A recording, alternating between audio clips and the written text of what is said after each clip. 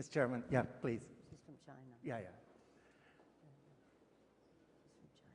Hello, I'm from the National People's Congress of China, and I have a very good memory of your successful visit, the construction dialogue we had about the relationship a few years ago. My question is about Huawei. I think my knowledge of how the world works is that technology is a tool. And China, since its reform started 40 years ago, have introduced all kinds of Western technologies.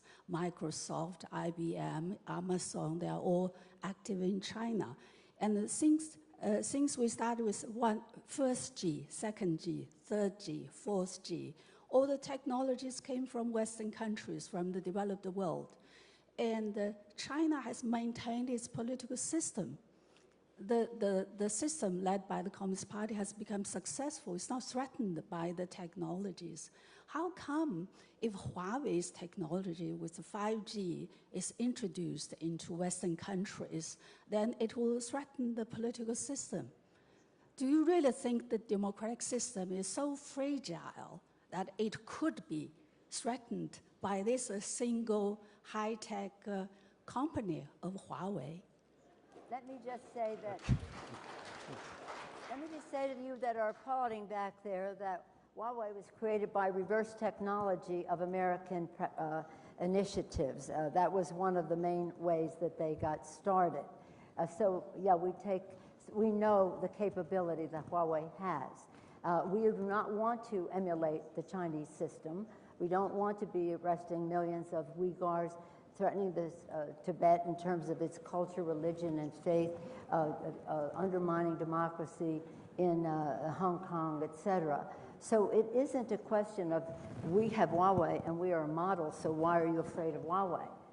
We understand the power of technology, and I say, and I've been tracking China for 30 years on trade and the rest of it in terms of intellectual property and the rest, and I tell you, unequivocally, without any hesitation, be very careful when we go down this path, unless you want to end up with a society like China or an economy like China, which is not in the free enterprise mode. And I say this in friendship to China.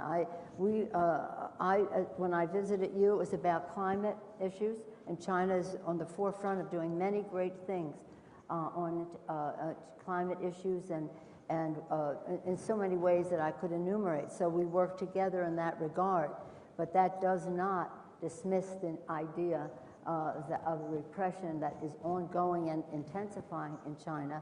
And again, if you want a free flow of information, if you want to build a collective conscience of values and respect for human rights and the rest, don't go near Huawei. And instead, let's internationalize, build something together that will be about freedom of information. And I say that as a bipartisan initiative that we had in our